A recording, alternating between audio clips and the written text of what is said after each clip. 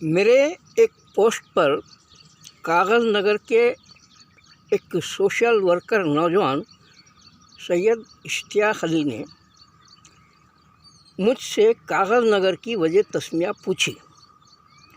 तो मैं कागज़ नगर की वजह तस्मिया बताने से पहले उनको ये बताना ज़रूरी समझता हूँ कि साहब, आप जिस वक्त पैदा नहीं हुए थे उस वक्त मैंने हर दो फैक्ट्री में, सरसलक में और एसपीएम में बहैसियत पेंटर कंट्रैक्टर काम किया है और सिक्योरिटी के स्लोगन्स पर तस्वीरों में बताते हुए बड़े बड़े बोर्ड पेंट करे हैं।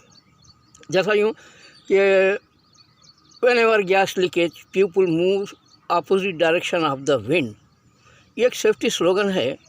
पढ़ा लिखा आदमी पढ़ लेता है, लेकिन अनपढ़ आदमी को समझाने के लिए उसको तस्वीरों में बताना पड़ता है। तो उसके लिए मैंने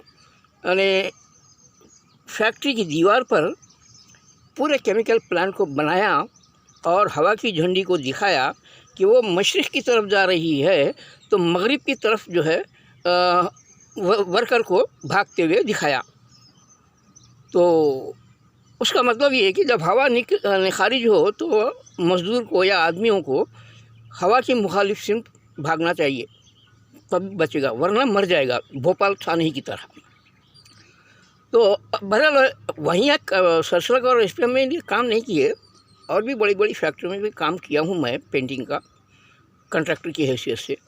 तो उसी वक्त जो है मुझको लिखने का बहुत शौक़ था और मुख्तलिफ़ अखबारात में मैं लिखता था, जैसे सियासत में, और वो टाइम में ब्लिट्स आता था आर.के. करंजिया का उर्दू में, और इंग्लिश में और हिंदी में अब भी आता है, लेकिन उर्दू में जो है 92 में बंद हो गया था वो।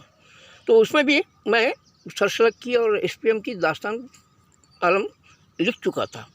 तो अब मैं उनकी ख्वाहिश के मुताबिक बताना चाहता हूँ कि हुजूर निज़ाम आखिरी तादार दक्कन नवाब मीर उस्मान अली ख़ान निज़ाम साबे ने आंध्रा और महाराष्ट्र के दरमियानी सरहदों पर 1936 में सिर्फ कागज़ और सिल्क कपड़ों की सनत की बुनियाद डाली, क़ायम किया। और चूँकि ये कागज़ की सनत तालुका सिरपुर से 18 किलोमीटर पर वाक़ है, और यहाँ कागज़ साजी होती है, कागज़ बनता है यहाँ पे। इस मुनासिबत से इस फैक्ट्री की वजह से जो शहर आबाद हुआ, उसका नाम पहले कोत्तापेट था। दो फैक्ट्रियों की वजह से आबादी जो बढ़ी और शहर जो आबाद हुआ, उसको इसी मुनासिबत से सिरपुर कागज़ नगर कहा गया, और वो इसी नाम से मशहूर है। इतना मशहूर है कि खाली यस के ज़ेडार भी अगर बोल दिया जाए तो लोग समझ जाते हैं कि ये सिरपुर कागज़ नगर है।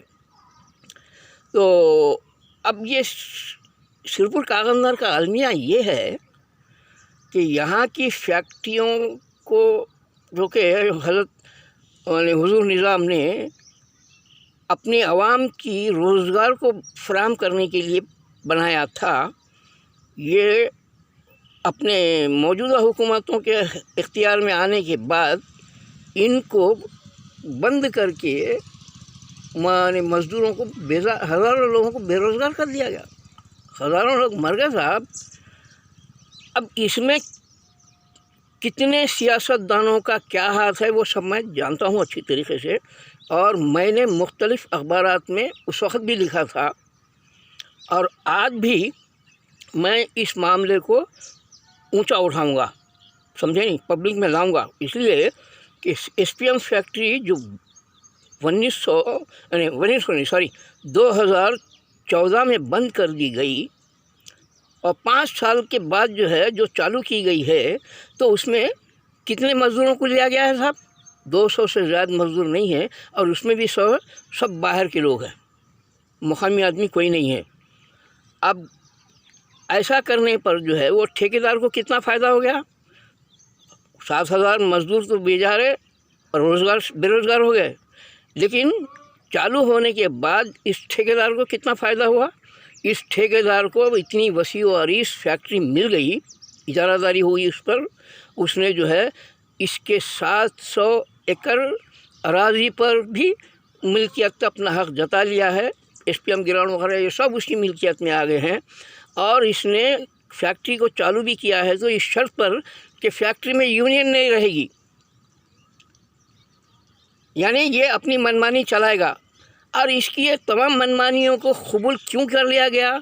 इसमें कितने लीडरों ने क्या क्या खाया, कितना खाया, और इसको जो है यानी दूसरे मानों में क्या है, 11-12 हज़ार मजदूरों को यानी सशर्त के भी अगर मिला ली जाएँ SPM में तो 12,000 मज़दूरों के हक़ पे और उनके बाल बच्चों के हुकूक़ पे लात इन लीडरों ने मारी है साहब। और मैं अब फेसबुक के ज़रिए ये तमाम वाक़यात बताते जाऊँगा, इंतज़ार कीजिए, समझे, तफसील के साथ बताऊँगा मैं। और इनायत अली साहब से भी ये मेरी ये गुजारिश है कि आप जिस एरिया में रहते हैं उस एरिया के लीडरों से मालूम करा लीजिए कि इस फैक्ट्री को तबाह करने में किस किस का और कितना हाथ है और कितना किसको क्या फ़ायदा हुआ है, वो मालूम करा लीजिए साहब, समझे नहीं? बस इतना ही आज के लिए।